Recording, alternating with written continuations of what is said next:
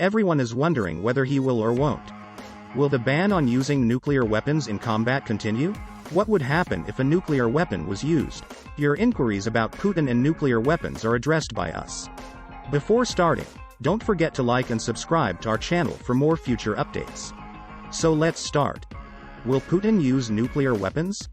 Russian President Vladimir Putin has consistently broken international law since invading Ukraine in February. Nobody likes to think that nuclear weapons will ever be deployed, yet as long as they are in existence, they are still capable of being utilized. Credibly threatening to use nuclear weapons on human populations is the foundation of nuclear deterrence. We cannot predict with certainty whether Putin or any other leader of a nuclear-armed state will use nuclear weapons at any time, which is a terrible but genuine reality. We do, however, know that using nuclear weapons would have unacceptably negative humanitarian repercussions and that there would be no means of responding to assist survivors. What nuclear weapons could be used in the war in Ukraine? With slightly under 6,000 nuclear warheads, Russia has the greatest nuclear arsenal in the world. Its nuclear weapons can be launched from land-based missiles, submarines, or aircraft. Russian nuclear weapons have a wide variety of destructive yields, from those that are comparable to hundreds of kilotons of TNT to so-called tactical weapons, which are typically in the 10 to 100 kiloton range. However, the humanitarian effects of even one of these smaller nuclear weapons would be catastrophic. With a yield of 15 kilotons, the bomb that demolished Hiroshima and resulted in the deaths of roughly 140,000 people by the end of 1945 is smaller than one of the smallest weapons in the Russian arsenal. What is a tactical nuclear weapon? According to U.S.-Russian arms control accords, a tactical nuclear weapon is any weapon that has not been designated as strategic. The explosive yield of tactical weapons used in Europe is up to 300 kilotons, or 20 times the explosive yield of the bomb that obliterated Hiroshima. Other names for these weapons include sub-strategic and non-strategic.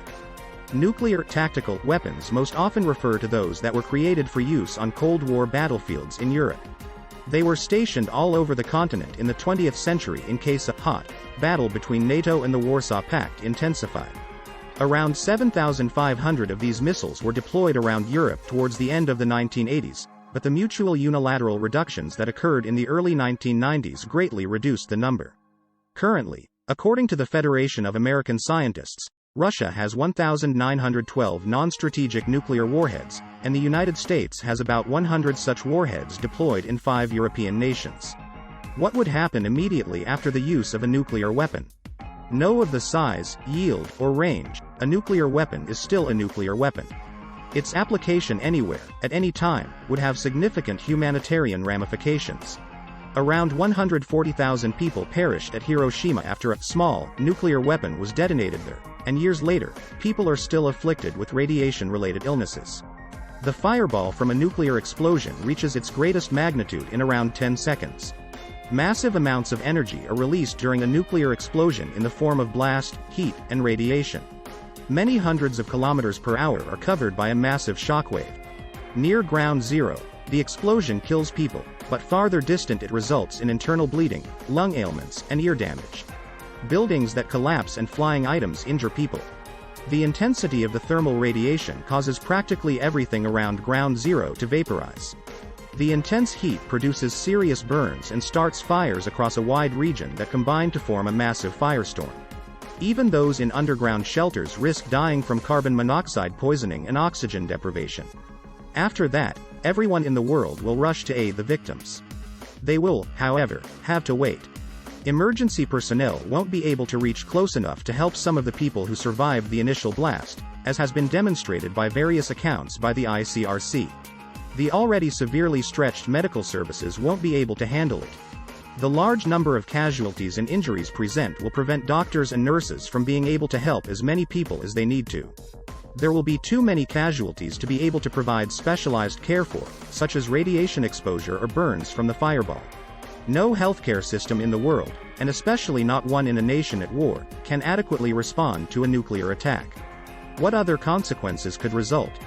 In the wake of nuclear weapon use, there is little historical precedence to predict what may happen in global equity, currency, and fixed income markets. Lessons learned from the 9/11 attacks indicated that there was a short-term shock and perhaps multiple-day market closures, which led to losses of $1.4 trillion. However, cumulative effects, particularly those on the already precarious fuel, grain, and fertilizer supplies, might have larger economic repercussions across markets. Additional detrimental economic and developmental effects include the inability to repair damaged supply chains and public infrastructure. How can we prevent nuclear weapons use? In line with the Vienna Declaration issued in June by nations signatories to the Treaty on the Prohibition of Nuclear Weapons, the international community must unequivocally and completely condemn all nuclear weapons threats. The international community's consistent and emphatic denunciation of nuclear weapons use can stigmatize and delegitimize nuclear threats, help restore and strengthen the prohibition against their use, and support efforts for disarmament and non-proliferation. Threatening to do something is not just hollow rhetoric. Delegitimization actually works. It has been demonstrated to have an impact on how nuclear-armed states behave. The Russian government has already clarified its stance and emphasized that it has not altered its nuclear doctrine in response to international criticism of its most recent nuclear threats. The only international agreement that forbids the use and threat of nuclear weapons is the Treaty on the Prohibition of Nuclear Weapons. It outlaws nuclear weapons. To delegitimize nuclear weapons, every nation should sign up to this instrument. How should the West respond? The options are difficult, and the West hasn't made it clear how it would react to a tactical nuclear strike. In the face of an implied nuclear threat, the US and NATO do not want to come out as being frightened. However, they would also want to prevent the risk that the conflict in Ukraine, which is not a NATO member, may spread and turn into a terrible global nuclear war. According to experts, in the event of a Russian nuclear assault, the West would have no choice but to reply. This response, however, should come from NATO as a whole rather than just the US. About 100 tactical nuclear weapons owned by the US have been placed in NATO nations, and they are ready to retaliate in kind against Russian forces. According to Matthew Kronig of the Atlantic Council, the threat of retaliation would show resolve and serve as a reminder to Moscow of the peril associated with its conduct.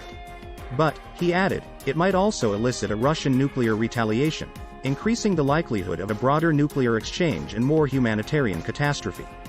A nuclear reaction could be rejected by some NATO members, which would help Putin's efforts to erode the alliance. This is it for today's video. What do you think about it? Feel free to share your thoughts in the comment section below.